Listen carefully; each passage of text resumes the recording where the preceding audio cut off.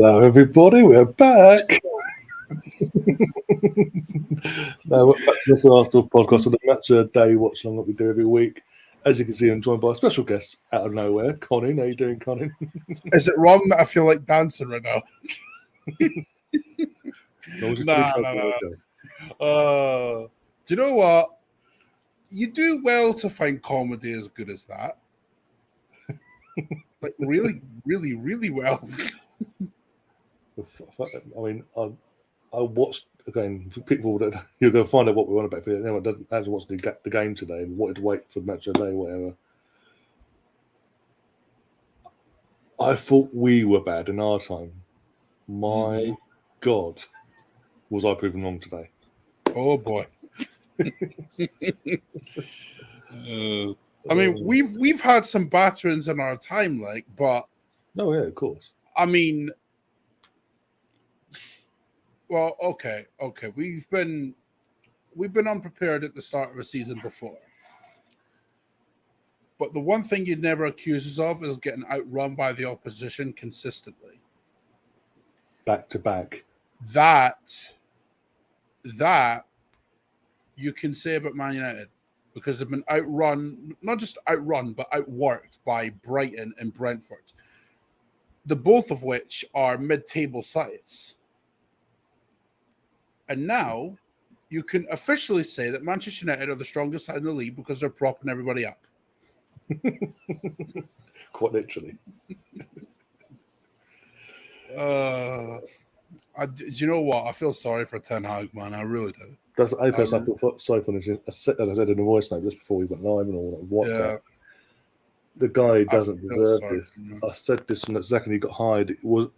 I feared this for him because I knew we saw it last season. What the situation was at United. Him walking in and click. There's no way he could go. Everything would be okay. Everything back to normal. Man United fantastic and all that crap again. But hey, what do I know? And now United fans are getting tested their own medicine. Thank you. Yep, they are. I mean, it's not like we didn't. I mean, well, okay. Like, let's look at this from, I guess, a constructive point of view, right? There are a couple of players at United. Granted, not many of them, but there are a few in there that are genuinely good players. Jadon Sancho, for example. I still think he's a quality player. You know, come at me all you want. I still think Jadon Sancho, in a club where there's structure and everything around him's not gone to complete shit. Jadon Sancho probably lights it up. Like, if you put him in that City team, he probably does well. If you put him in the current Arsenal setup that is now, he probably does well. That is not happening at United. No. Because if you're a serious player, like if you have any hopes of doing anything in the game, you stay the hell away from United. You don't go there. Like, if you're this is what's mad, to me, because I know you're from the same era as me, because I've grown up in the era of Man United dominating everybody, and now it's part of me can't work my brain around it, but also I can kind of. This is what's mad. If you're a good manager, right? And this was what's been said about Arsenal in the past. If you're a good manager, you don't go there because you know you're not going to get backed. You know you're going to get fucked over. You know you're not going to get the players you want. And ultimately, you know that you're going to get sacked in 18 months. So why would you go there? Why? First goal as well. Oh dear, no. No, it's true, and these are the questions I was asking myself to United fans, like back in May when is it, or April, whenever it was, when they officially announced it. Why? I mean, and again, there's not dig at Ten Hag, because we know he's a good manager. He's proved himself at Ajax over the course of how many years. After the great squad he had they got to the semi-final, just missed out by one kick of the ball for the Champions League final. Instead of ducking out and going, he stayed put and rebuilt again. And again, another great squad is coming through. So he can do it with the right infrastructure. We know the infrastructure at United is nowhere near what it needs to be anyway, let alone near the standard of what Ajax have been built up. Do you know what's funny, Ryan? Is a disgrace. Ryan, do you know what's funny? Right? Ralph Ragnick literally in a press conference told them what they need to do. Yeah. Open heart surgery. I'm sure you've seen the clip. Yeah. Right? And he was meant to stay on. He was meant to stay on as a technical director. Exactly, right? But what do? They get rid of him. Yeah. So really, they've got no one but themselves to blame. Like, this is why I don't feel sorry for them. Because if Ralph Ragnick had stayed at Manchester United and they'd had Ten Hag there as well, I'd have gone, right, United will be a threat next season, without doubt. Because we've got Ralph Ragnick leading the recruitment side of it, and you've got Ten Hag, who's a good coach. Okay? Yep. Ralph Ragnick is not there. Ten Hag is a good coach, but they've not really... They've not backed him at all. Like, they spend the whole summer chasing Frankie de Jong, who made it clear weeks ago that he didn't want to be there. He actually wants to stay at Barca. He has no intention of leaving, full stop. Money exactly. And they spend the whole summer chasing him. Like, and then he says to the board that he wants Anthony. They don't give him that. Then a couple of days ago, he says to them, I want Hakim Ziyech from Chelsea. They say no to that. And they're like, oh, but we'll give you Marco Arnautovic. Oh, we'll give you Rabiot. Imagine going from Pogba to Rabiot. And I would argue that Rabiot isn't even as he's not half as talented as Pogba is. Yeah, Pogba can be a shithead from time to time, but Rabiot's a shithead in his own right. Rabiot wouldn't even get an Arsenal squad. Even on our worst squad, he wouldn't get in. No. That's saying something. And this is like... And when you're targeting Marco Arnautovic, who was done when he left Stoke. Yeah. Who's notoriously known for causing more problems and solving problems in the dressing room.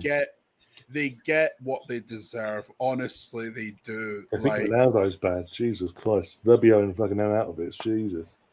Yeah. I mean, I'm looking at that spine, mate. Maguire, Eriksen, main captain.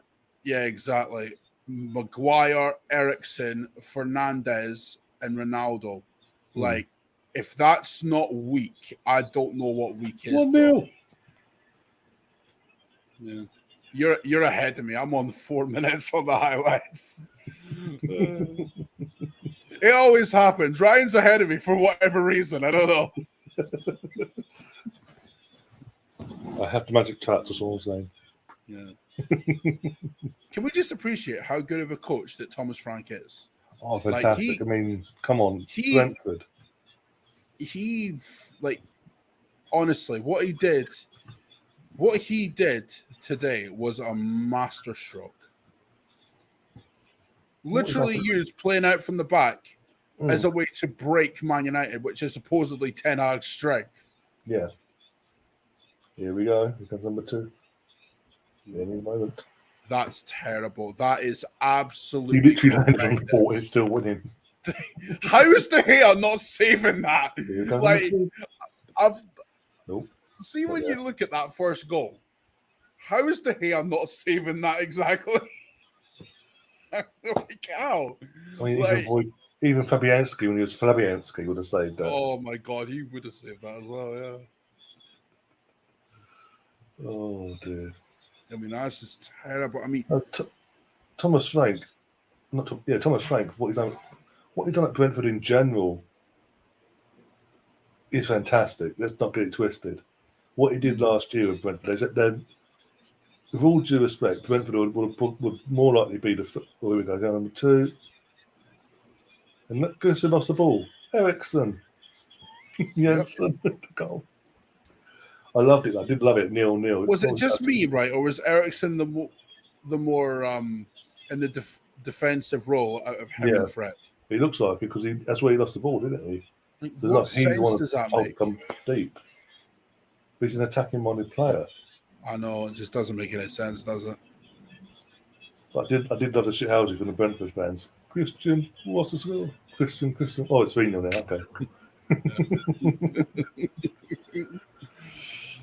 Okay.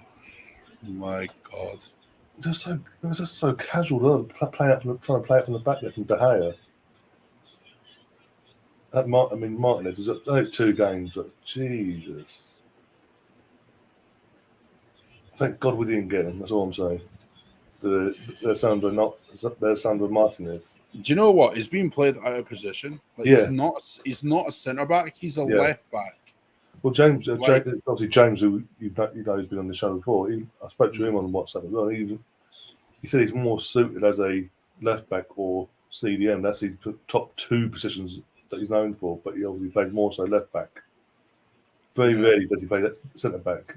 On the occasion, obviously, worst case scenario. Yeah. And I'm guessing he's played as I'm guessing he played as part of a 3 as when he's played at centre back. Yeah. Yeah, so he's got 2 other centre backs to provide protection for him. Yeah. What was it? Talking of 3-0, Ben me. I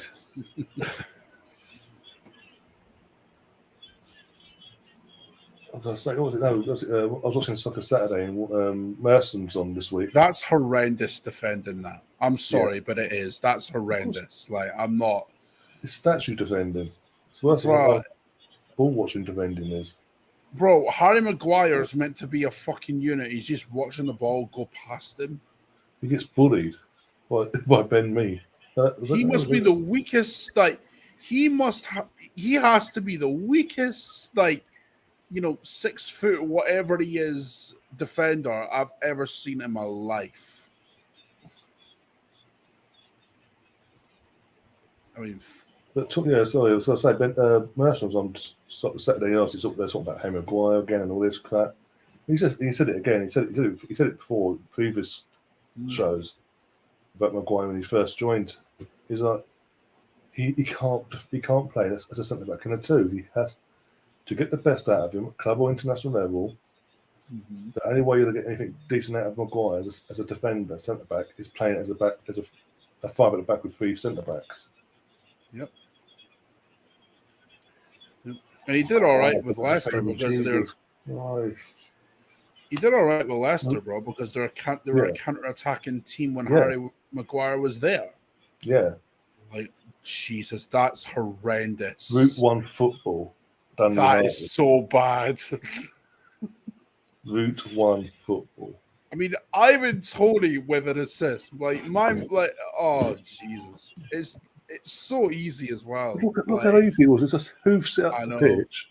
And Tony just goes, this is bouncing, and there's one bang to Mbabo, and then Mbabo just goes, okay, dun. Right. Wins the ball in their box, lofts it over the left side, over Man United's left side. What was Luke Shaw defending? Luke Shaw's horrendous. I'm sorry. One great season, and that was it. Bro, literally, mind when he was being touted as one of those left backs that could have been a world-class left back for England. Jesus, whatever.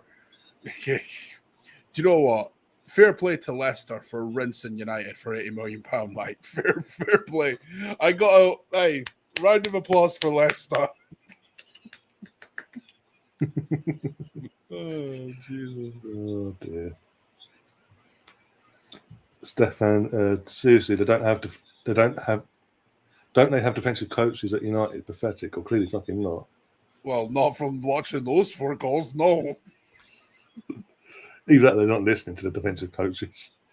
Mate, the coaches that were there under Ollie before he was sacked are still there. They're still there.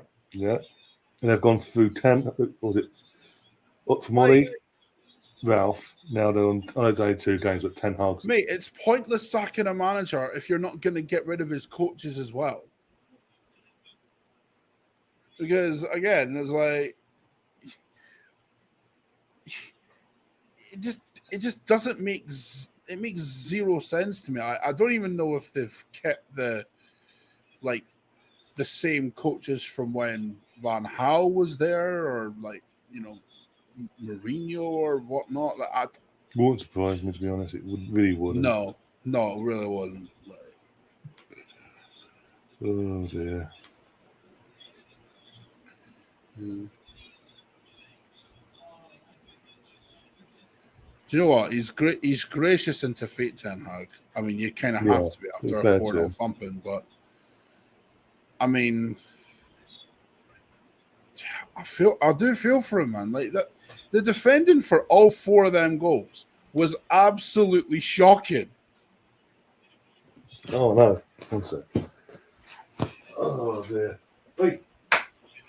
Get you.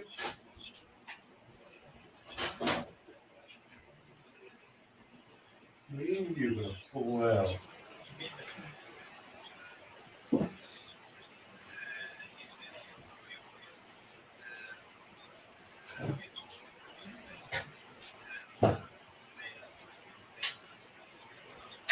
Go. Go the way. No. Oh dear. But yeah, United are shit, everyone. Yeah, they are. They are. They're going down. Do you know what's funny? See, before we went live, I seen this video that genuinely made me laugh. Right? I don't know if it was a joke or not, but I couldn't really tell if it was real. But it was just this guy of saying to United fans, "Listen, just lower your expectations. Just accept that you won't be challenging for the title, and you'll be fine. Just enjoy yourselves." Tom, who's a Leeds fan, says the only part of this that upsets him is the knowledge that this won't happen every week. It'll happen next week. I mean, next week. I'm not too sure, to be honest. I mean, it's definitely happening next week. Yeah, Liverpool. Yeah, Stefan's saying Liverpool next week could be carnage. It will be carnage. Well, actually, do you know what? I'm going to look at the fixtures, right? Because I want to. Right. Okay, so they've got Liverpool on Monday next week. They've then got Southampton away. I mean, that they should win that. Come on. They should. They should have beaten Brighton and Brentford, but that didn't happen, did it? Then they've got. They've got Leicester after that at the King Power. They're losing. And then us. And then we've got the mighty Arsenal. Mate, if United play like that, we'll slaughter them. Do you know what? I think we'll beat them anyway. Mate, I'm fully expecting 6 wins out of 6 after our 6 games. Yep. Because what was it like when the fixtures came out? I was like, okay, 5 wins and a draw at United, I'll take it. Yeah. But after what I've seen from United, after what I saw last Sunday, I was like, okay, no, I want all 6. I want all maximum points out of 6 games. I mean, this from De Silva. How is he?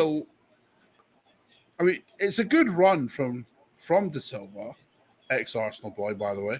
Yeah. But I mean, that shouldn't be going in.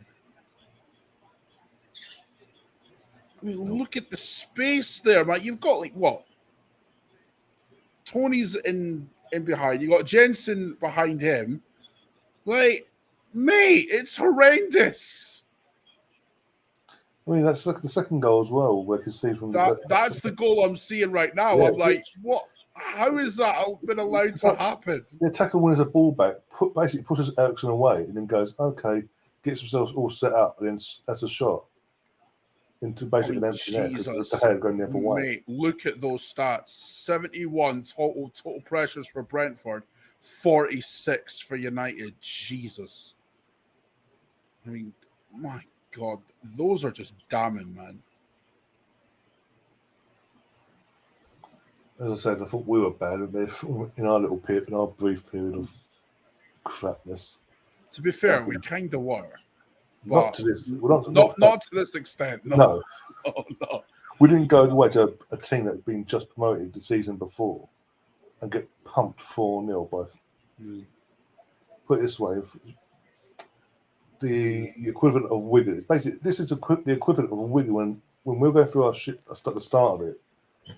Wigan and Long just came up. We did not go to the DW Stadium, whatever it's called now, at Wigan. No. At any match day and go, okay, we're going to lose. We're going to drop past and lose 4-0 down in like half an hour. Occasionally, we'd lose away from near the end of the season. We would lose once in a blue moon to Wigan, for example. But it weren't. It was bumping. Mate, I've just seen one of the other goals as well. De Gea passing it. Yeah, like passing it short in his own box when he's got two Brentford players pressure. That's the second one. Like, what are you doing? And Christian gets pushed out of the way. Instead of Christian going back off and getting back in his face, he just goes, okay, and allows the player just go, okay, set myself up and love the shot. Maguire's just standing there looking at Tony. Yeah. Like, what are you doing? And Tony run past. He's gone. Maguire's not even noticed he's gone.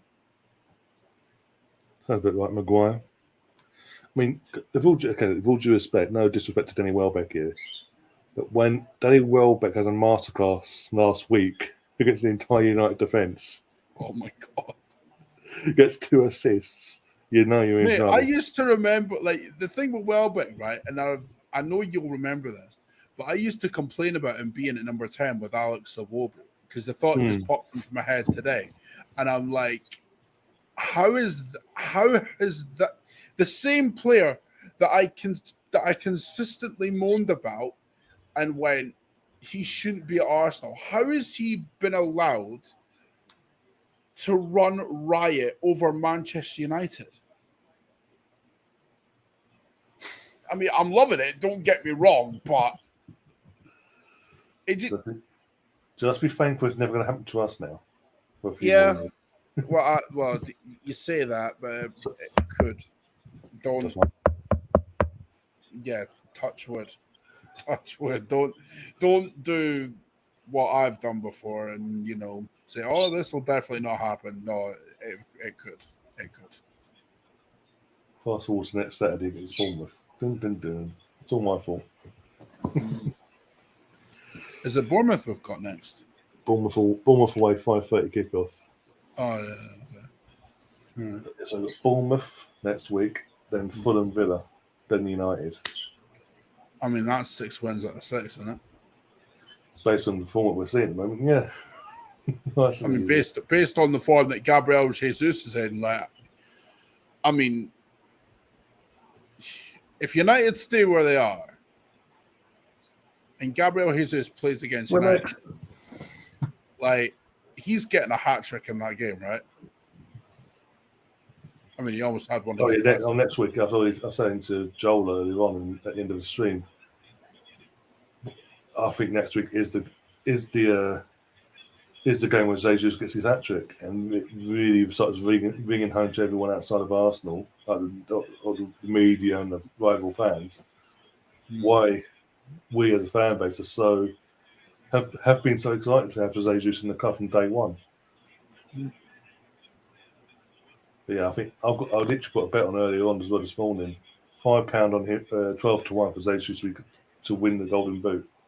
Oh, that's that. 12 to 1. I mean, it's a. I know Haaland's It's got Haaland and all that. It's a show. I'm not gonna completely like disregard it, but it's gonna be difficult for him to do that. What was Salah, Kane, Haaland, and all the rest of it. And listen, unlike some people, I don't think Haaland's gonna flop. I think he's, if I'm being honest, Haaland's my pick to win the Golden Boot. Like, it wouldn't shock me. Let's be honest, he should win the Golden Boot. Yeah, exactly. Like, if he got, I reckon he'll score 25 to 30 goals, Haaland, this season. One second. That's playing up again. Oi!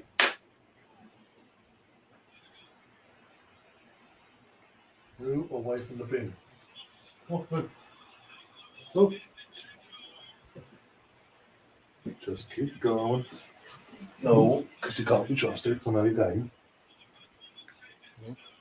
Good ball in that. Oh, good save there. And that's not the best. No, let's talk Leicester and how fucked Brendan is and how fucked Leicester are. Mate, they're in trouble. They're in trouble. Like, because see with Leicester, right? I mean, comes the first goal. They've got a good team. I'm not going to say that they don't have a good team. They've got some good attacking players like, Madison and Iheanacho, Vardy, and Daka and all the rest of it. But what may shoot them in the foot is the fact that they've not replaced Kasper Schmeichel.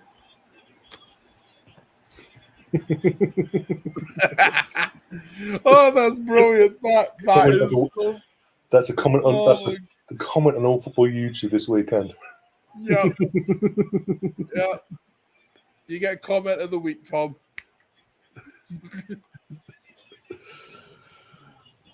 That goal from Jesus, man. That was something, isn't it? Wow. It's just wow. I don't even think he meant it. I think he meant to, just have a shot, normal shot, yeah. I don't think he meant to shoot. I think it was more or less like a lofting cross into someone else, but it just happened to go in. Yeah. But what you were saying about the Leicester's team and all that, but they've got an attack. They've got their attack, don't get me wrong, but Tielemans doesn't want to be there. He hasn't wanted to be there for over a year now. He knows we're interested. He wants to come to us. You've got Madison twerking for Newcastle. You've got Fofana twerking for Chelsea. That is doesn't look good, does it? Vardy near the end of his career now. They haven't actually brought anyone in yet. They've lost Kasper Schmeichel out of nowhere. Just went, bye, I'm off to Nice. Yeah. Vardy is actually at fault for that goal. Yeah. But my God, the turn of Jesus, how did he not score from that? Mate, Jesus has got everything. He's got the pace, he's got the power, the body strength, everything. He is going to cause a lot of problems. I mean, Jesus, the way he turned there, he rinsed him completely. I mean, my only concern with us this season is if Jesus gets injured. Obviously Eddie, yeah. That's where the World Cup comes along and fucks us probably. That's if he even starts. If he's in form, there's no reason why he wouldn't. He should. I mean, Jesus, he's just running riot. Yeah. Jesus Christ. And again, another thing, he's gone from, here goes Vardy with his dive. Frick. Yeah. Didn't touch him either. Well, this thing we're saying in the stream, Gary mentioned it more than anyone else, that obviously, once it wasn't given, well, clearly he's dived then. So why is he not being booked for diving? For simulation? No contact was made, and yet it wasn't given because of that. So the players then dived. So why is he not being booked? Do you know what? Do you know the thing that what makes that a dive, right, is that he lunges to where the ball is before Ramsdale's even there. In initial, yeah. Thinking he'll get it. Like if that was Paul Tierney, he probably would have got it because he's a biased cunt. But honestly, but poor guy. I like this stuff from the crowd. And they asked us, and even Eddie tweeted, posted out on Instagram how the fans reacted. They didn't boo him, they didn't jeer, go, "Oh, for fuck's sake!" You usually hear that over years. Yeah. They actually just started cheering for him, actually trying to get behind him, boosting him up again. Yeah, that's. Do you know why though? That's because like the fans like this team more than they did 2 years ago. Like, if you speak to any Arsenal fan 2 years ago, they'll tell you that they didn't particularly like the team. But I mean, maybe the All or Nothing documentaries helped along with that. But this team is more likable than it was 2 years ago. And by the way, Saliba was not bad today. Like, he had one mistake. Things happen. Once I watched, I was like 2 minutes behind Gary, so I'm like, oh god. So I watched it. So, well, actually, it's more so communication between him and Ramsdale was downfall there. If they communicated better, basically that would have been dealt with no problem. Yeah. So I'm not going to have a go at it. Again, he's not 21. Every player, no matter how old you are, you're going to have the odd mistake in you. We've seen by the documentary and all that they're putting him to one-on-one coaching and all that on Monday with him and say, yeah, this happened, but how did you? Now ask him, how would you avoid that next time, and work with him to avoid work on that. And just look how they if you watch, because during the documentary, right, Arteta pulled Ben White aside and gone, right, you're good at this, but you need to work on this. Yeah. Like, that's what a good coach does.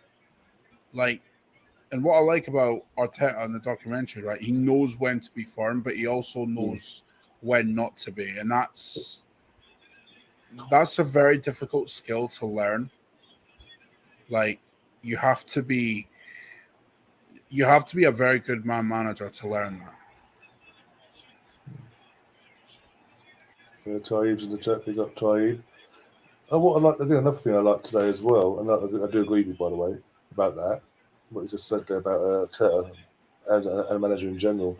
But what I like today is both times we conceded a goal, within a minute we've gone, no, that ain't right. We're going to rectify this. We didn't drop our heads. We just went, okay, no worries. Next attack we'll score. And they did. It's just like again, exactly. That's another thing I said has changed in the whole squad is if the team scores it, we're not going, oh, fudge, and drop on our heads. Yeah. Jesus should have scored that. He had time. He rushed it, yeah. If he doesn't rush that, he gets that. That's a hat trick. That's boom. Yeah. He's done a lesson. It's all right though, Ryan, because he was lit the whole game pretty much. Oh yeah, mate. Yeah, he's on a home debut, 2 goals, 2 assists. Could have also had that actually, but do you know what? The more I'm thinking about it, right? If we play like that consistently, like there's zero reason why we cannot achieve our goals this season. No, exactly. Like, and possibly win at least a trophy along the way out of the 3. Because obviously League was not going to happen, but FA Cup, League Cup, or Europa. I mean, well, we're second right now. Yeah. I mean, I don't think we'll stay there, but I mean, it would be mad if we did, though, wouldn't it?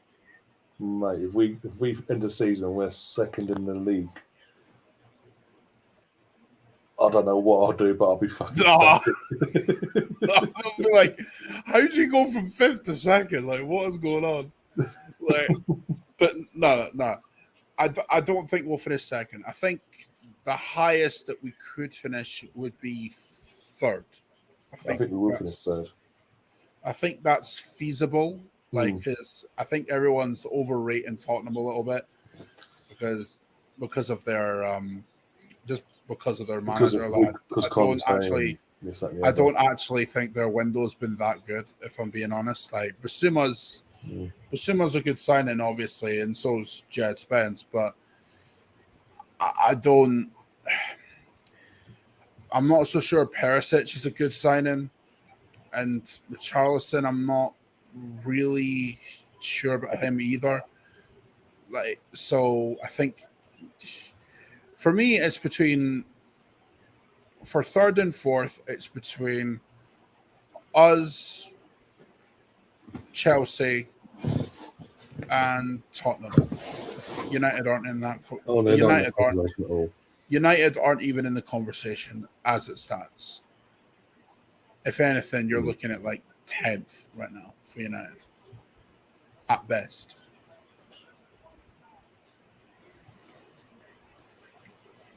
I mean, Jesus, 15 touches in the opposition's box. Tom's saying that I thought a true test for Arsenal will be these games on a Sunday after playing in Timbuktu on a Thursday. Yeah, the Europa League could well, especially this year, considering it's going to be like Thursday, match day 1 of Europa League, Sunday, match day 2 of Europa League, like back to sort of back up. Yeah, because of the World Cup. Yeah. I mean, I think at one point, I need to double check this when the draws made it in the month. But I think we've got the men's North London derby. Then we play on the Thursday. Then we've got Liverpool at home on Sunday. I think I need to double check that. Well, it depends. Like, if we get a kind draw, then like we did last time out, like bloody wasn't it? Yeah, like Vienna and all that. Yeah. See, I don't know what kind of draw we'll get, and to be honest, I'm not even looking at like the Liverpool game at the minute because that's a while yet, and we have to like play Man United before we play them. So yeah, exactly. I mean, but you know what? Just having Jesus there, it's like it makes such a difference, man. It really does. Like, as opposed to last year where we had to put up with Lacazette and Aubameyang and Eddie there. Like, Jesus Christ.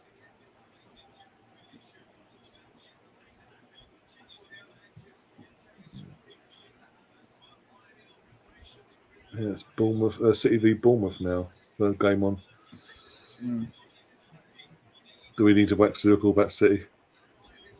I mean, obviously. I mean, like, in my opinion, they're going to win the league because, like, even I know Haaland didn't score today, but let's be honest, like, just because you don't score, that doesn't mean you've not been good, you know? No. I think the thing is, besides that, people have an agenda against Haaland anyway. I don't know how many you played for, but Sky Sports put a stat where he had 8 touches for the entire time he was playing today. Well, he's one led to a goal in the assist, one of the assists, I think, and then that was a couple shots on goal as well. Exactly, and besides that, like with Haaland there, right? Teams are gonna focus more on him than De Bruyne on that. Yeah. Like, you know that going in. And besides, let's not beat around the bush here. The guy's what, 21, 22? Yeah, give or take, yeah. Well, exactly. He does have flaws. He's not perfect by any stretch. But I mean, to be fair, you know, Foden could have quite easily squared that to Haaland, and he's in.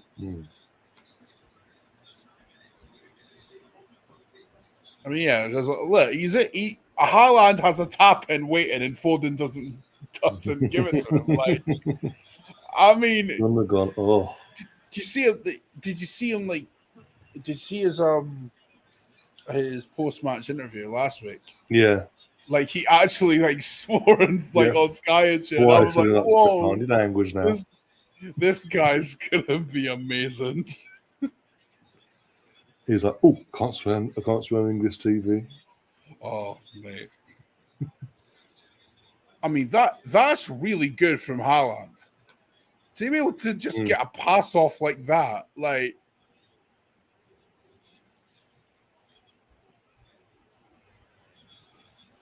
Didn't get the ball down from there. Yeah. Get full for him. Apparently, Haaland's a fraud, Ryan. Apparently, he's a fraud. Mate, he's gonna. Majority of this season is either a flat track body in terms of these sort of teams. He'll go home and away to these teams, and he is going to pulverize teams. Mate, see what he did to West Ham? Jesus, like that was. Oh. I mean, that second goal he scored, that was Henry-esque in terms of opening his body up and just passed it in. Yeah, I mean, when you talk about like, because you know when you're talking strikers, right? You know how you have like world-class positioning and then world-class movement. That second goal from Haaland last week had both of them. Like that from De Bruyne, man. Jesus Christ. Yeah, I was about to say, you're about to see the ball in the goal here. That's what's scary about City, man. It's not just Haaland you've got to worry about. It's De Bruyne, it's Foden, it's like Mahrez, Rodri, Gundogan. Like, oh my God.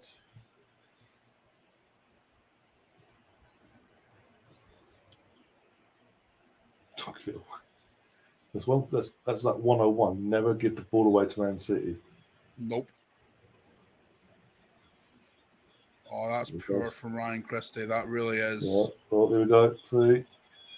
Yeah, Foden 3. Yeah. It's all from losing that ball you're about to see now.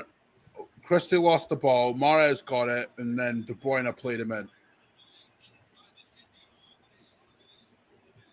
Although Foden could have played Haaland in there as well. You bastard. Like I'm just saying it from like Haaland's point of view. You know Haaland, like secretly behind the scenes, is going to be going, "Why didn't you pass to me, you prick?" I'll fucking break you. Pass me next time. Hey, but look, Henry would have done the same thing. Oh yeah. Like he's like, "I'm in. Why are you passing it to me?"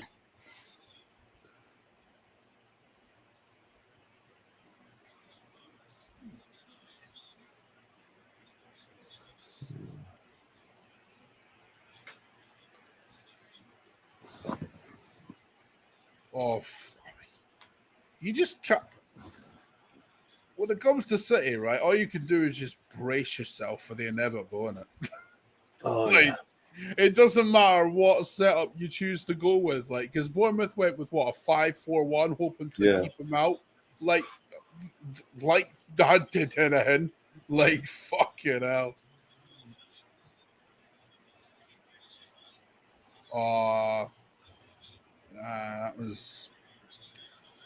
That was difficult for him to get a shot off there. He still tried it. That's the thing. He still managed it though. The thing is, he's doing more than what fucking Grealish has done in the year and a bit. Mate, I mean, Grealish cost more. Mate, Haaland scored twice on his debut. As far as I'm concerned, he's justified his fee already. Oh, that could have been another one there. Tom saying Haaland's probably thinking, oh, there you go, 4-0. Yeah. Do you know what? I seriously don't think Haaland gives a shit. No, he don't give a shit. He does. Just give me my legal as little now, and I'll be happy. I mean, you might as well. Yeah. That was an Oggy as well. What is the position in there? Like, what is Lorma doing? Like, that's just horrendous. That attempts 19-3, 7 on target, 1 on target, corners 11-1, goals expected 1.57 from 7 shots on target. Fucking hell.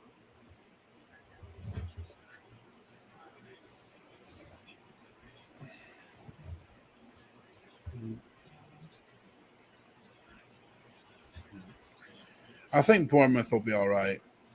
It's just like when you're playing against Man City, like, because Scott Parker's style is like trying to play football and stuff like that. In terms of Bournemouth, it's going to be what they do against the teams in and around them. That's going to be what determines how they do this season. Yeah, I don't think a 4-0 hiding by City is gonna worry them too much. Nor should it. Taib, so mate, I'd love it as well. Taib saying I'd love it if Arsenal could maintain this winning run, mate. I think we will as well. This is the thing about this team. It just you get that feeling that we don't go into it thinking we could drop points here. That there's an upset here. No, and we as fans go into it thinking, no, we're going to win this. And bearing in mind, Ryan, like, remember, we used to go into games thinking, oh shit, this is going to be a drubbing. Like, this could be difficult. Even against teams like bloody, for example, when they're in the Premier League, Stoke, this could be a difficult day at the Park, or Burnley when they're in the Premier League. Whereas nowadays, at this moment in time, I don't have that feeling of this thing could cause us a problem today, at home or away.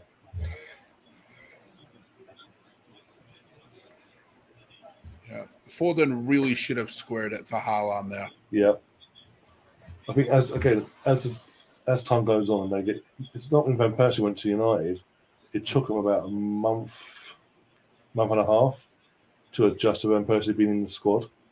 And once that clicked, we saw what happened. They won the league. Once that clicks for Haaland and City, it's all over, mate. Yeah, it's all over.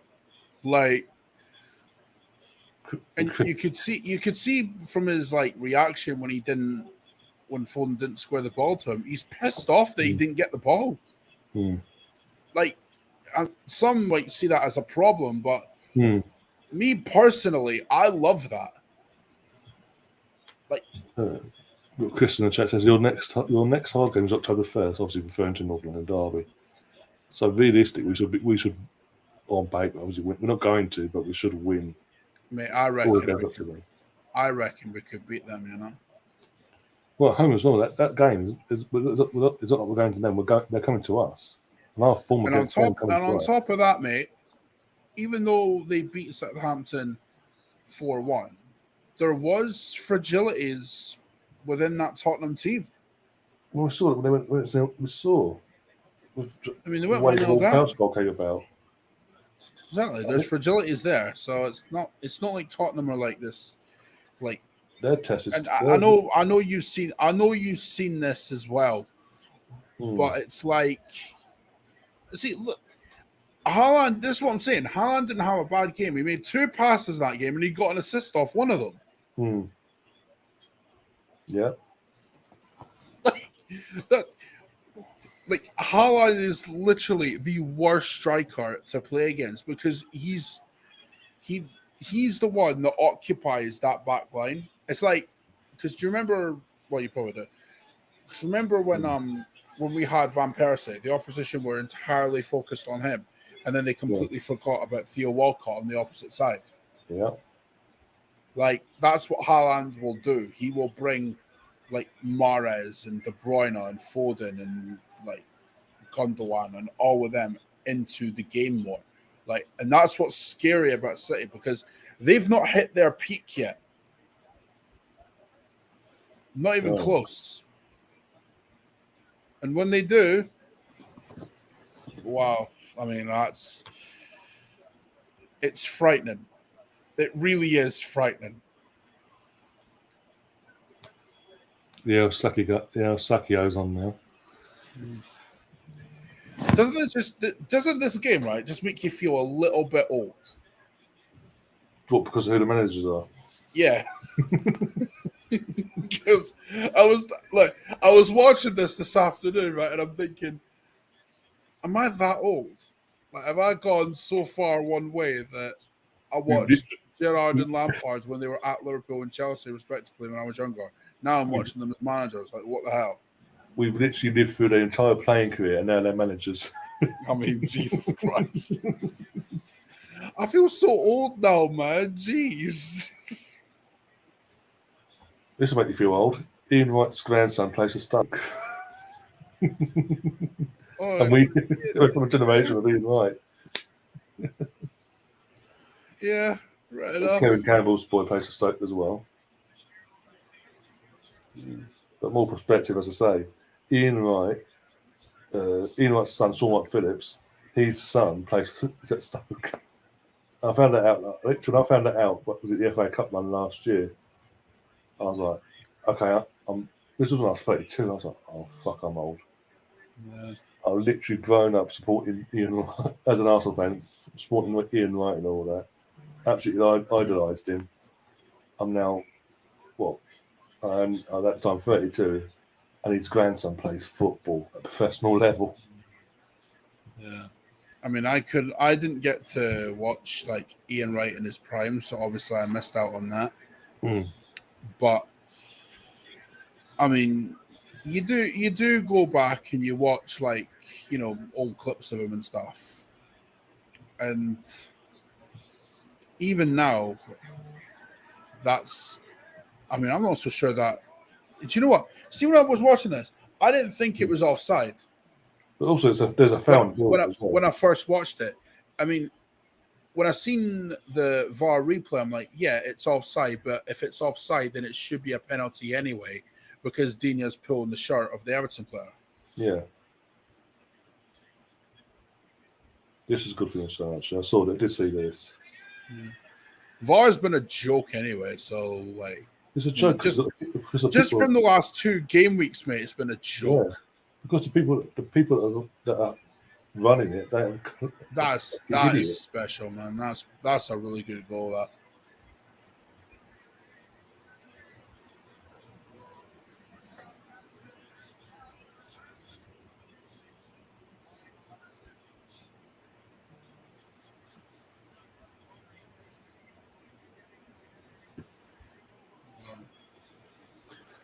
Stefan, I have no idea what's going on with our mutual friend that's from Wales. I have no idea what's going on.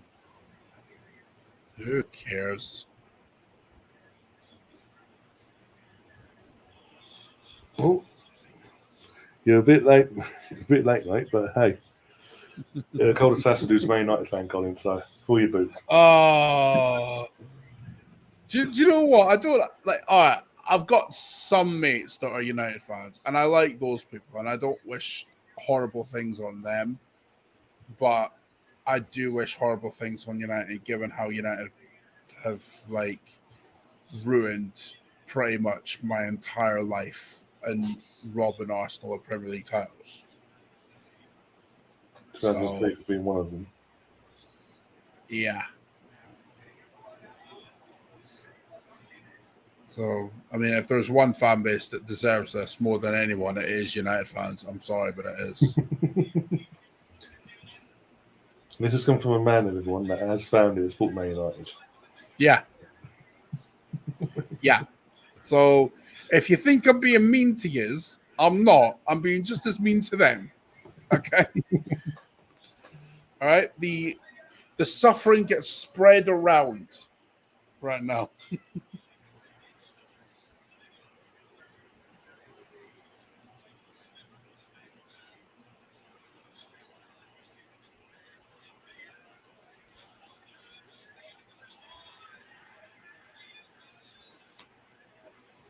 Well, Buendia scored. Jesus Christ, that's saying something. That's how bad Everton are when Emi Buendia scores. That's quite a poor goal to concede, if I'm honest. I mean, it's not the fact that Buendia scored; it's like how open that defense is, mate. I mean, they lose the ball, cheap play in midfield, and you've got 4 Villa players there. Yeah. You see Leon Bailey running through there. It's Ollie Watkins that's running through there. It's just so easy. Like, how do you not pick up Ollie Watkins there?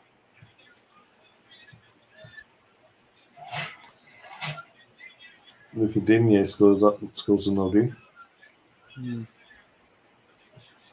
Of all people. Oh dear.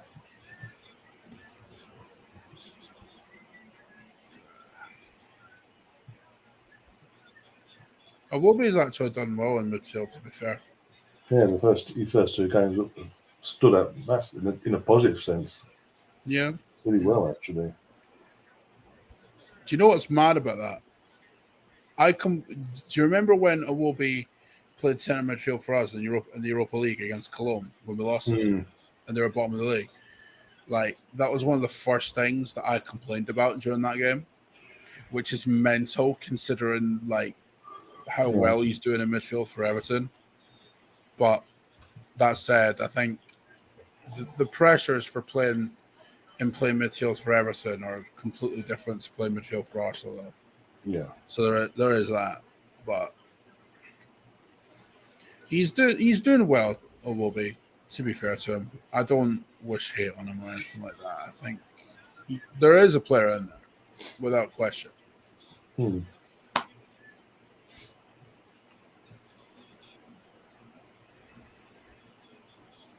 Chambers almost balls that. Oh, how does he miss that?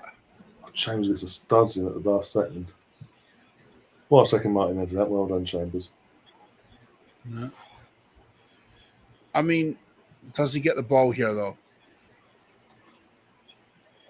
He got a little bit of the ball, but he also got a little niggle of the player as well. I mean, you could go either way with that one, really. You could give a penalty as well, but you could also like not give it as well. Yeah, Sasson saying, not one player's come out to apologise. Just proves the state of the club being rotten from top to bottom. Changes need to be made from top and slowly progressing down. But the thing is, how can you honestly? This is not a dig, but is anyone actually out there genuinely wanting to buy Man United at the moment? Apart from the guy that tried buying it in '89, that's come out and did an interview this week. And again, because of the mess that United have been put in financially, whoever comes in is going to need so much money to fix it quick. They want that quick turnaround. What you're going to need, Ryan, is you're going to need an owner similar to what Newcastle have got to fix it. Yeah, like that. That's what you're looking at. Like you're not looking at. I mean, we kind of got lucky with Arteta and Edu because the Cronkies, as good as the recruitment lately has been, that's down to Edu, Arteta, and what's the name of the other guy that works with him? Was it Richard Garlick or something? Oh, Richard Garlick, yeah, he does the that's more. The recruitment is more down, and like the running of the club is more down to them than it is Josh. Josh just signs off on everything. Yeah, but that's you can't rely on that happening at Man United because, like I told you, we got lucky with that. Like, that's not feasible in any way. The only way Man United are getting fixed right now is if you get an owner like Newcastle have got, like City have got, where they employ football people to run it for them and they just pump money in. That's the only way they're fixing it. Because while the Glazers are there, you will not see any sort of success at Manchester United. Certainly not the success the fans want. They might win the odd FA Cup or Carabao Cup here and there, But bear in mind, we did that while Arsene Wenger was there. And all it did was mask the problems. So I don't. While the Glazers are in charge, you're going to see the same shit at United over and over and over again, and all you're going to hear is the Man United fans complaining about the same shit. You know how we got tired of complaining about Arsene Wenger and the Kroenke's not invested and this and that, and the players not tried. That's where United are. That is where they are, bro. And you're not going to see any difference while the Glazers are there. I'm sorry, but it's just not going to happen. Nope. Oh dear.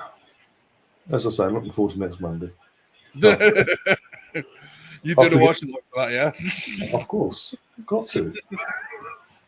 I've done the last two.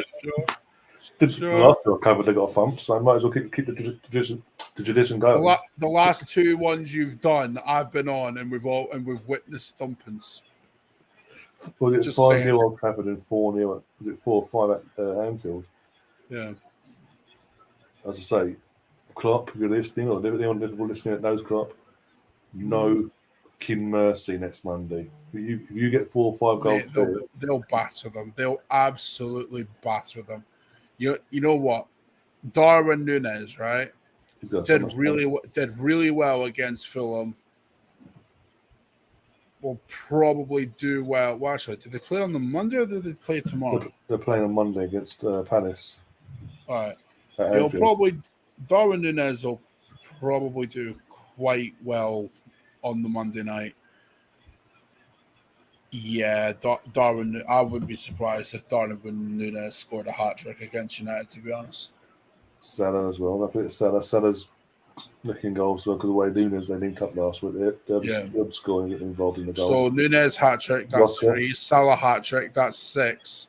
Jota? Or what's the other one? Diaz,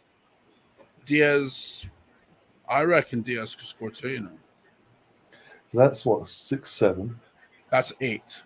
8, sorry, yeah. And Jota, he'll probably score 2 as well. So that's 10-0. That's 10 already. Just on the attacking front line. United have scored 1 goal in 2 games, and they've conceded 6? Yeah. And technically, the goal that they did score shouldn't have counted because it was handball and build-up. Yeah. Yeah. And it was an own goal, by the way, as well. Technically, they haven't scored, technically. I mean, not. Okay. While we're on managers that could get sacked, what about Hasenhüttl? Yeah, I think he's. I don't know how he's hung on for so long, but I think this is through the season that he goes. I think. Yep. Yeah. They're too inconsistent. They go on these massive runs where you think, "Oh wow, he's actually getting somewhere now," and then out of nowhere they just drop off, and then just about survive. Not to mention they get thumped by. They get thumpings on several occasions. Like, because when Ollie was at Man United, they got battered by United 9-0 twice. Yeah. Like, they've been. I mean, they're putting good performances against big teams before, but it's never consistent with them. Like, the problem is though, I don't know where Southampton, who their next appointment will be, because since Pochettino left, they've not really appointed good managers, really. Chris saying Paddy Power apparently already paid out for Ten Hag to be sacked. Have they actually? Or is that just a joke? It's got to be a joke, surely. That's terrible defending. Yeah. You better see the second as well. Just nudge it on the line. Yeah. I mean, what are they doing? I mean, he looks offside.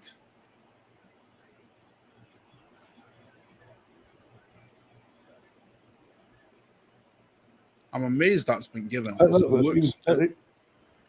Even Tom's saying it's not a joke. They paid out on him. No.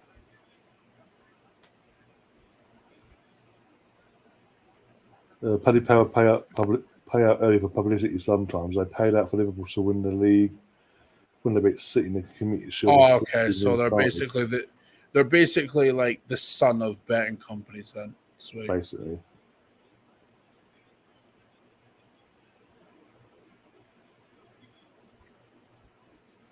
Thing is, I wouldn't be surprised if Ten Hag walked, you know. I think it's for his own career. He needs to do. If things get out of control next week, I think he has to, because he ain't getting the backing. No. And it's like what we said, mate. It's like it's not going to change while the Glazers are there. Like, so you might as well walk. I mean, that's terrible defending from Leeds as well. Yeah.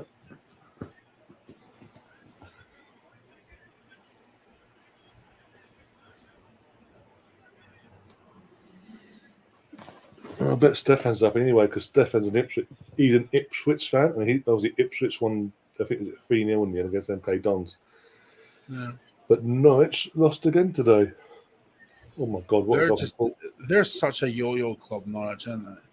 Like, they get promoted to the Premier League and then relegated again, then relegated. Like, it wouldn't surprise me if they got promoted again this year and they got relegated next year. Well, they're 3 games in with only 1 point, the bottom of the league after 3 games. To be fair, though, mate, Forest were 15th last year around this time, and now they're in the Premier League. Yeah, that's true.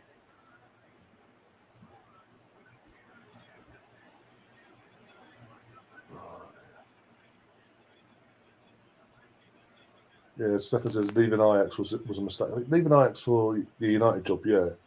If it had been for any other job in the league, in the Premier League, you'd get it. It wouldn't be such a mistake. But as I said earlier, there's so much going off behind the scenes.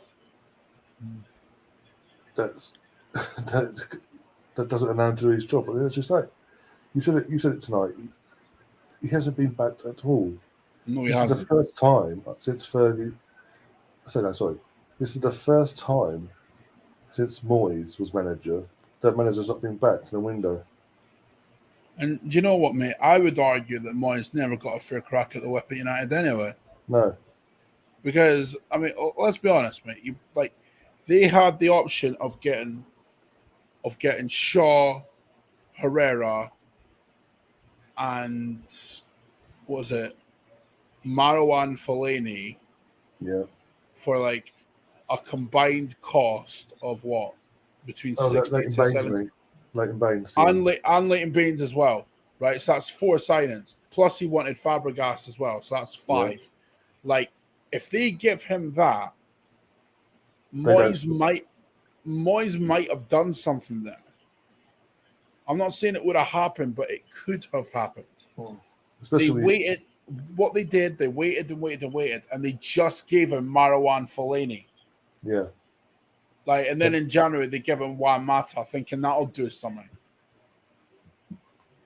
Yeah. Like, this is the thing. Like, you're gonna see this all the time. Like, they didn't back Van Gaal in his second season. They didn't. Like, he wanted Bale. He wanted Thomas Muller. He wanted who else did he want? Cristiano back as well. So Bale, Thomas Muller. I think he wanted Tony Cruz as well. Yeah. So really, they've not backed any manager that they've appointed post Fergie, because like Jose Mourinho told them, I want Alderweireld from Tottenham. Yeah. And they're like, nah, you can stick with Smalling and Jones and that. Yeah.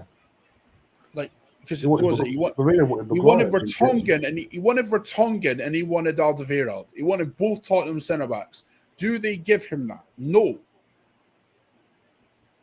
Like, and again, he wanted Harry Kane as well. Again, wanted Harry Kane. Like the only manager that really they've backed since Fergie is Ollie. And even then, they stopped doing that this time last year. Yeah. It's like, okay, you got your squad now. Piss off. I mean, well, actually, no, they didn't. They could have gotten Sancho like the year before. The year before they did. For the same price, by the way.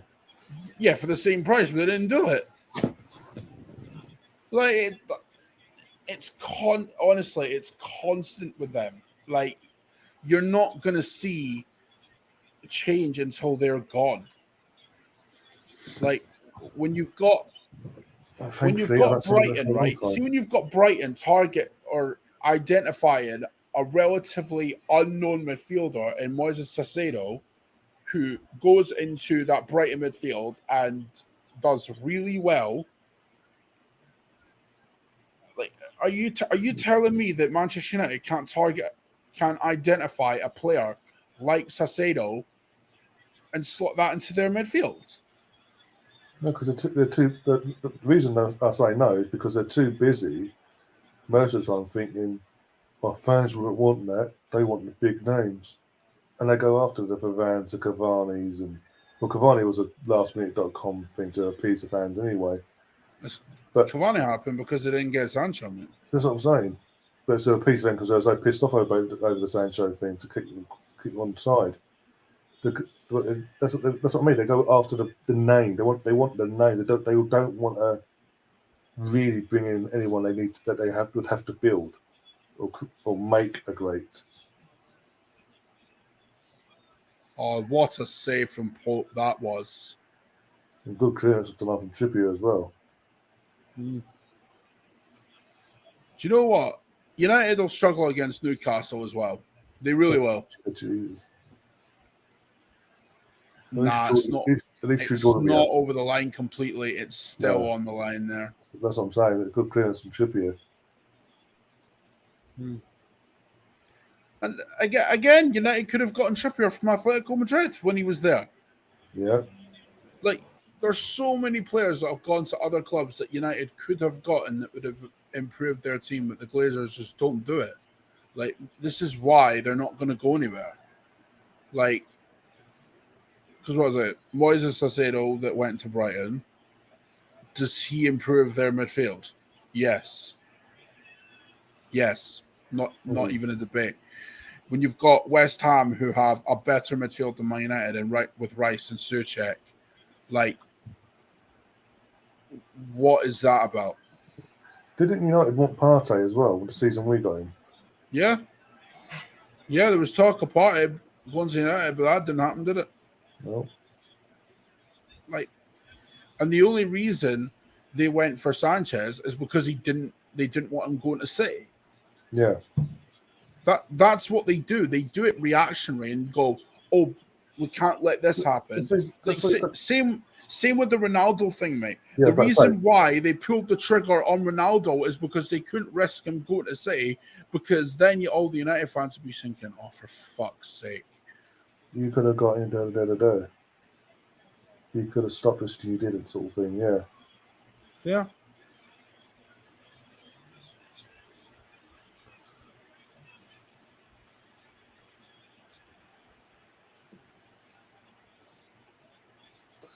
Did you see this, by the way? QPR in Sunderland v QPR finished 2-2, but Sunderland were 2-0, got paid back to 2-1. In the last minute, corner came in, got taken out. The goalkeeper stayed up, by the way. He's come up, but he stayed up. Got the ball's then been whipped back in, and he's got up like a defender, and actually good header as well, good connection, and headed it into the goal. Yeah. It was good. I saw it. I was like, "That's a good header." Actually, it wasn't like your typical hit and hope sort of header. It was a proper like he'd been practicing like a defensive, like a defender would hit the ball header. Do you know what? This has been like this Brighton Newcastle game has been like really good. Like even though it's 0-0, it's been like end-to-end stuff. This. Yeah. What's that? Sorry. Move. What a save that was! Jesus. Yeah, even though this is a 0-0, there's been quite a few chances from both teams here. Yeah, I mean, that's brilliant defending. That nick the ball off him, boot it. Oh my God! Almost went in. Ooh.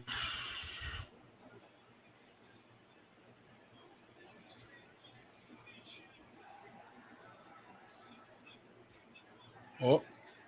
Ooh. Oh, that was. Whoa. Do you know what? That it's a good thing Fabian was there. It's a good thing Fabian Schär was there. Oh. I mean, he's a bit like lax with it, but he cleared it at least.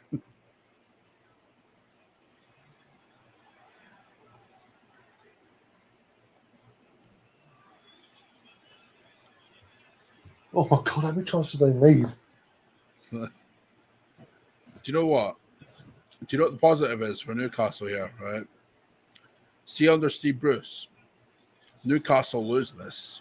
Oh, comfortably lose as well. Quite comfortably, but under Eddie Howe, like they've got this like grit and like it's like see with Newcastle right now, and it partly has something to do with the ownership, but also how good of a coach Eddie Howe is. Like they just seem to be like a new club. Like it just feels different over there.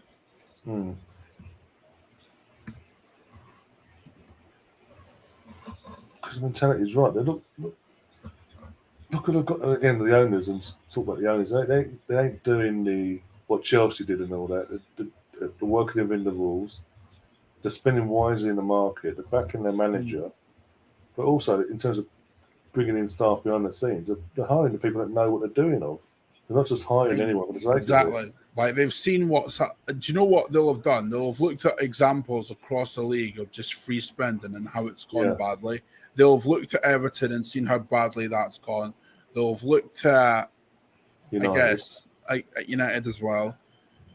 They'll look at other examples of that as well. Like these people are not stupid. Like if you come into that amount of money, you're not a stupid person. No. Like, and when you've got like, what is it?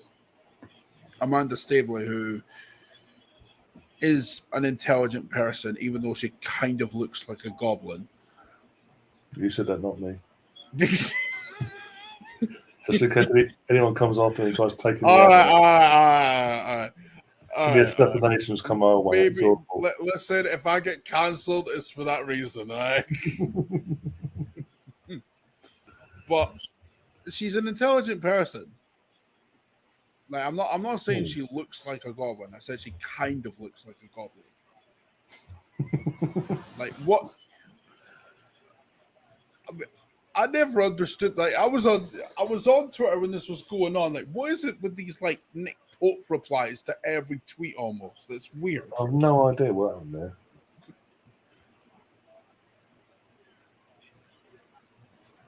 Oh, that's brilliant from Wilson, isn't it?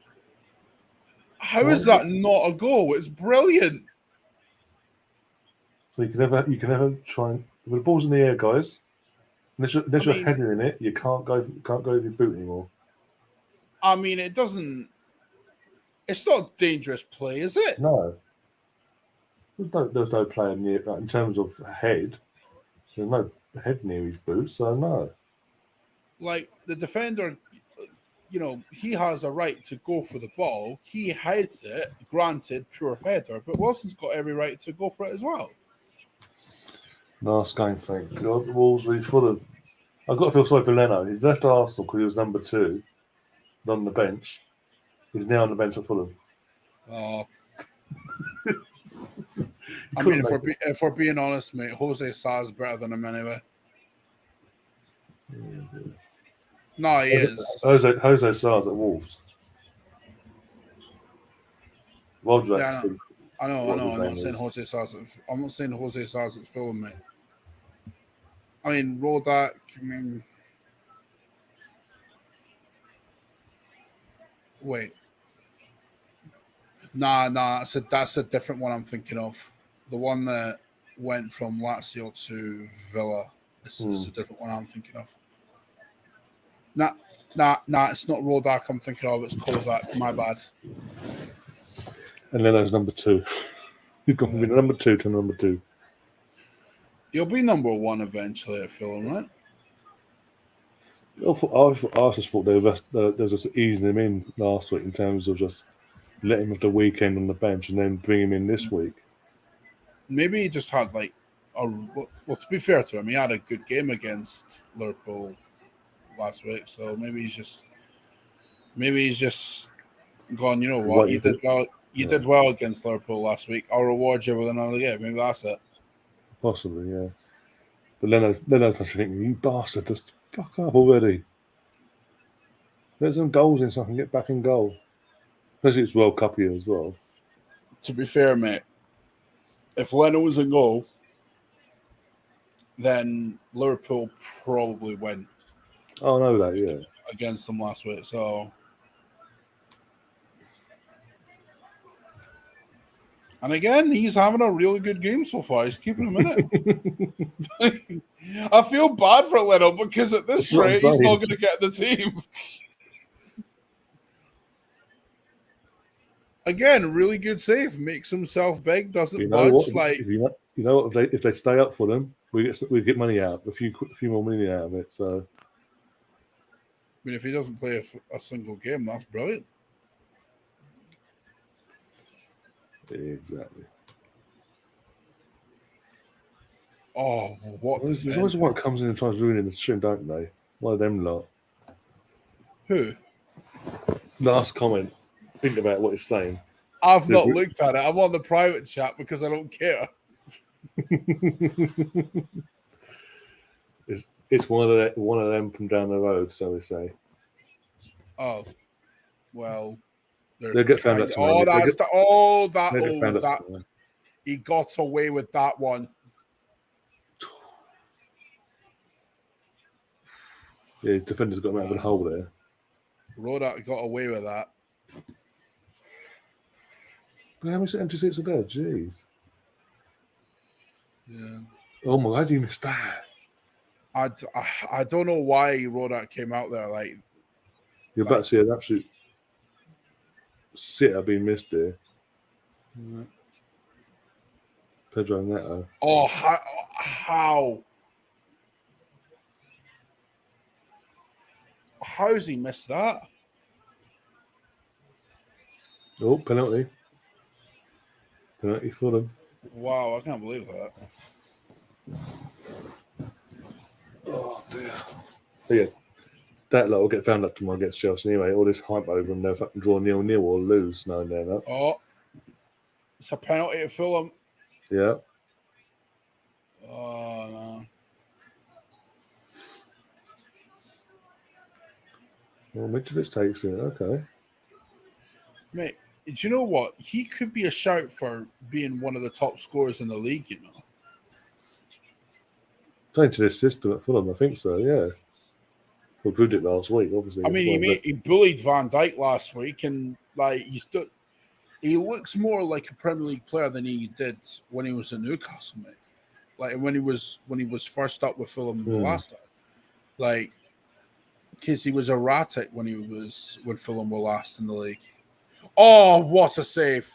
Yeah, yeah.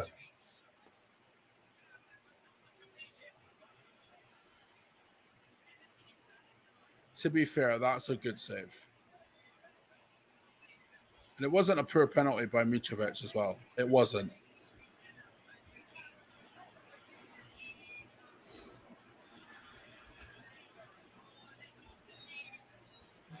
Oh, Mitrovic is getting a little scrap with Gibbs White here. Yeah. Crashing heads. You know that though with him, like he's a bit of a mental case, Mitrovic. Oh yeah. I mean, Gibbs White should have been sent off because he leads them to head first, and it's like they go back and forth then. I thought that was the rule. Literally, Mitrovic wouldn't be a bad backup striker for us, you know. Good plan. It's a good plan B because of his physicality, his aerial play. I mean, if you have Jesus starting and then you have Mitrovic coming off the bench, like that's not terrible, is it? No, because again, you'd offer. It'd be like when we had obviously you got Giroud and Theo. One has the pace and the ability, like Theo did. And then you got someone got the physical aerial attributes. Yeah. Of a Mitrovic or aka Giroud.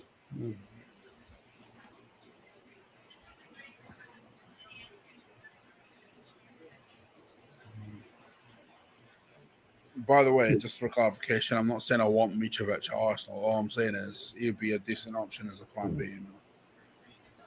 Well, it's not like we're saying Arnautovic, is it? No. Mate, let's be honest. Mitrovic is better than Arnautovic. Oh, how mad is this? Mitrovic should probably start for Man United as well. God. A player for Fulham would start for Man United. Oh my God. I'm not saying Mitrovic is bad by any means, but like when you go from like Rooney and Tevez, or what? That's for no. Dwight York, Andy Cole, Teddy Sheringham, Rooney, Tevez, Ronaldo at his peak for United anyway. Berbatov as well. And then Hernandez, Van Persie to Mitrovic. Basically a Fulham striker being better than what you've got. Just, yeah. Like, that's mad.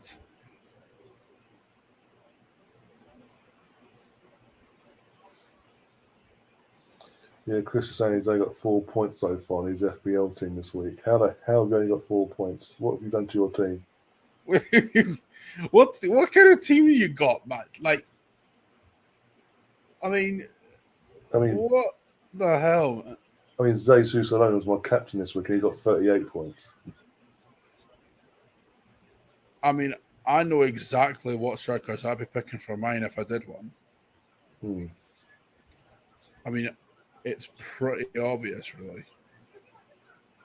We are joint top of the league. We are joint top of the league. Oh, look, pop on the table. No, West Ham, Nottingham Forest. No, what? No, a nice little draw. Hey, Newcastle in the top 4, 2 games in. Not terrible. But then so is Brentford. I mean, yeah, but I mean, Jesus, look at it. Forest, West Ham, and United bottom of the league. That's mental. All West Ham and Forest have to do tomorrow is draw, and they've got a point more than United because they're both playing each other. Mate, the papers, like the headlines here.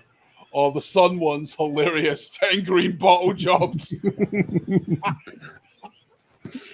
I don't like the Sun by any means, but that's funny. Oh my days. Oh, they better never. They shouldn't cancel Match of the Day, man. That theme's iconic. Well, they did go off that tangent for like 2 years, but again, when we were growing up, but for 3 years they went off and gave to right side TV the Premiership. Remember? They did because it just didn't hit off the way they wanted it to. It ended up back at BBC. That should be their tell, basically saying, "Look, well, the last time we did it, if you do it again."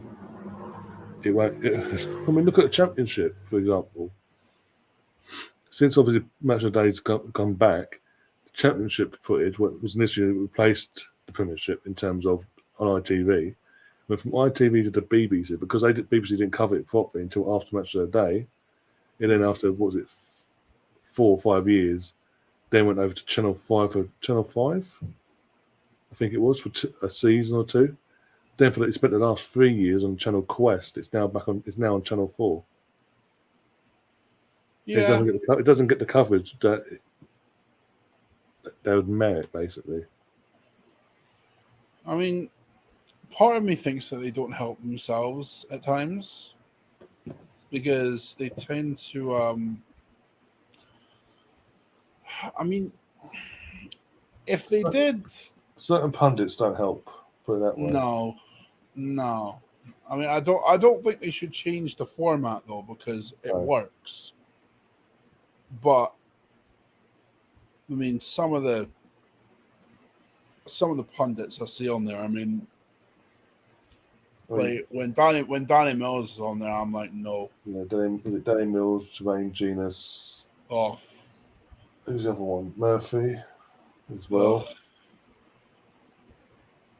Do you know what the regular like combo should be? Righty, Shearer, and Micah. That should be the combo. Yeah. I mean, that would be the most hilarious like match of the day panel ever. It's just oh my god. Imagine righty and bloody Mika going back and forwards. Oh Jesus, that'd be brilliant though. That'd be must-see TV. I'd be like, yep, I'm watching that. Just you know what? Just occasionally every week Man United lose, just have Roy Keane pop up, and then literally Mika just go. Do you know what? I'm disappointed that he wasn't on there today. That made me sad. Yeah, going there made up for it full time though. With his little although, did you see what Jimmy Redknapp was doing to him? It's like, look at me when I'm talking, like, bruh. Yeah. Like, that's mental as well. You say that to Roy Keane, you're getting thumped on there. Oh, mate, Roy Keane made him cry. Oh yeah, Roy Keane made him cry, like, because he was saying how many good players are on the Tottenham team, and Roy Keane was like, barely any, to be honest. And I'm like, oh my god! And James wouldn't let it go. So Roy just went bang, nailed him, and he just went. His face just dropped. He's like his bottom lips started going. You could tell he wanted to just get off the camera and have a fucking good cry. My god! Like, and when Bruno did that, like that interview last season, Roy Keane was like, "Oh, don't be such a baby." Oh my god! Oh dear! I love Roy Keane, man. I do. Like, he's such a good pundit. Like, he just does not give a fuck. Like, and to be fair to him, he called David De Gea overrated before anyone else did. Yeah, and it was against Tottenham. Like, and Patrice Evra saying, "Nah, he's not overrated." Well, look who's laughing now. What was that? The return to Premier League beyond closed doors, wasn't it? That game when Bergwijn broke through the entire defence of United and had a shot off, and De Gea's gets a glove to it, but still goes in. That was the season they finished second, wasn't it? It might have been, yeah. Yeah, it was, yeah, wasn't it? Yeah, under Ollie, yeah. I don't know how they finished second, but yeah. That was a shit show of a season, mate. Honestly, they might have finished second, but they were miles behind City. United fans still go to the big I am. Oh, look, next season we're going to go for the title. We're going to go for the Champions League. And then they go and get Varane, Sancho, and then Cristiano. Oh, my God. We all hate you, Rangers, but they're going to go to the mega store and buy all Ronaldo shirts to put money in your pocket. Yeah. And that's the thing as well. Like, yes, all right, yeah, United spend money, but it's more or less like the same as us. Like, the only extra money that Kroenke's put into the club is for Thomas Partey, really. Yeah. Like, but mostly it's because of like the money that the club generate, and it's exactly the same as United. Like you could, if you put an owner at Man United that understands that wants to compete and this and that, you could probably get United back to where they should be, just with the money that the club generates. That's not even mentioning the fact that if an owner comes in and buys a club, he should be loaded anyway.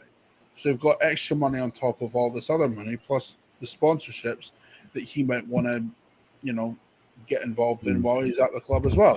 So you'd have all this extra money to pump into the club and go, right, this is how we're going to do it and this and that. But what? While the Glazers are taking dividends at the club every season, like this is what's mental to me as a business, yeah. Like, because I would think that any sound businessman, when the core aspect of a business, which is the football on the pitch for Manchester United, when that's failing, why would any sound businessman continue to take money out of the football club when the core aspect of their business is failing? Like that's what doesn't make any sense to me. Like if that was, because actually no, Kroenke did do that to us actually because he was taking advisory fees when we were failing on the pitch, and that was really pissing us off. So like again, like United fans can say, "Oh, you don't know what it's like about to have that." Well, we do because we went through the exact same thing. So we know what you're going through, but the bottom line is, like, while we were going through all of that, you lot took the piss. So as far as I'm concerned, and I'm pretty sure as far as Ryan is concerned as well, we're going to take the piss right back. No, yeah, that's what I'm saying. I'm enjoying it every second of it. Exactly. Like how you treat people on the way up, or how you how you treat people on the way down is how you treat them back. So yeah, I've just seen it. Just been seeing it on a group chat someone on Twitter. Oh my god! I think that's from the. I think that what was that from like the Chinese league or something. Oh, this going by the designs of the kits, I'm assuming so. Yeah. I mean, as soon as I saw I thought it would look like Real Betis for a second, but it can't be that because their kits are green. But I mean, Jesus.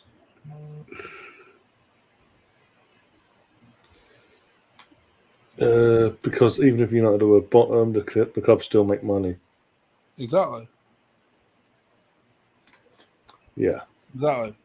Or like all these like sponsorships that you have, and like, not to mention the endless amounts of shirt sales. Like you made your money back on Ronaldo on like day dot.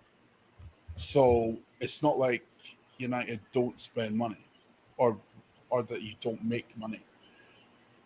You do spend money, but it's the money that you generate. Yeah. And it's the same with us. We spend the money that we generate. That's why we've not bought any more players aside from the ones that we've got, because we're trying to generate more and like stick to our wage structure and this and that. And I mean, we could get Tielemans at the end of the window. That could easily happen. But equally, we could also wait till January and get him on a free for next season. Yeah, exactly. And that's the thing I was saying to Kay as well, just before we wrap things up about Tielemans. Again, we know he doesn't want to be there for the last year. We know he knows that we want him and he wants to come to us. And he's got 1 year left in his contract, and Leicester haven't got leg to stand on. The only people that have any sort of grasp level, firm footing in this deal is Tielemans, the player, and Arsenal. We can literally dictate, because it's either accept our offer or potentially losing for nothing. Because he doesn't want to sign an extension either. They've offered him an extra year on top, and he said no, don't want to sign it. Let's either accept our offer of 25, 30 mil, whatever it is, or you're going to lose him for nothing, because we'll still get him anyway. Exactly. So Arsenal are in a win-win situation. It doesn't matter what. It doesn't matter when we get him to us. Honestly, it doesn't. I would prefer if we got him this season for obvious reasons. Yeah.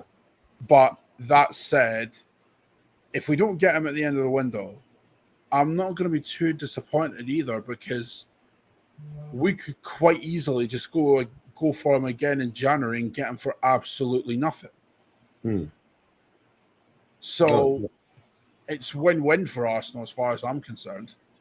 Yep. Oh dear. I think with that, we're going to wrap things up. Thanks, Colin, for keeping me company and enjoying the United demise. Right, you couldn't laugh at them without me. Come on, who are you kidding? I know, but it's better when we've got someone that loves it even more. There's got a personal reasons. Well, obviously. Like, I mean, I've been on the last 2 Liverpool United game streams with you for goddamn reason, because you know I'll love that shit more than anyone. Are you around next Monday? I think I might be, yes. Just being. You're going to send me a link to that, aren't you? If you're free, do you want to come on? Hey, if you want to send me the link, mate, by all means, do me one. Hey, what? If it isn't broke, why fix it? Hey, you know what? It's fine. It's fine. In the 2 games, as you said, in the 2 games we've covered last year, they conceded 9 goals. Oh. So we're taking bets on what the score will be this time, or what? 10 plus. do you know what?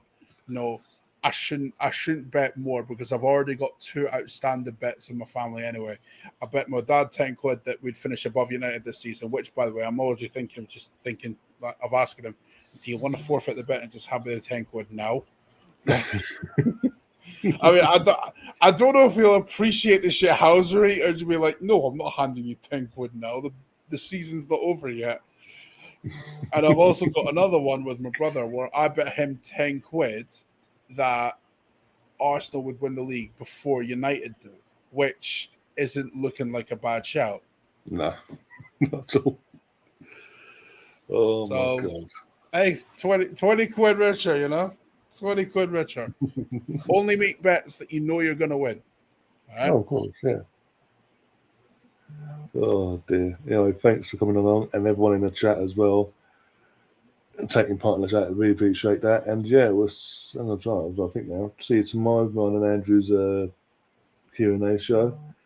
Get any questions, get them in to us via DMs or whatever on Twitter, and we're on. Or we'll put the announcement tweet out tomorrow. Put them in the comments below, and we'll answer them for you. Doesn't have to be Arsenal football related, but I think it's going to be that case because what's happened today. Yeah, and then Monday you're probably going to get a lot of United questions in that tomorrow. Yeah, yeah. Can't wait. No, you're going to love it as well. Of course. And then Monday, obviously, Monday night, 7:30, I'll be doing a podcast, a review podcast for today's game against Leicester.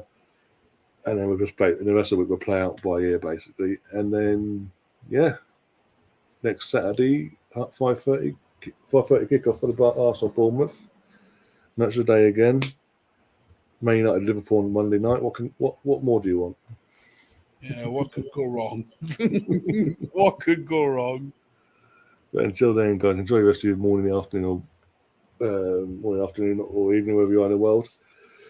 And we'll see you on the other side. As always, up the Arsenal. United are fucking shite.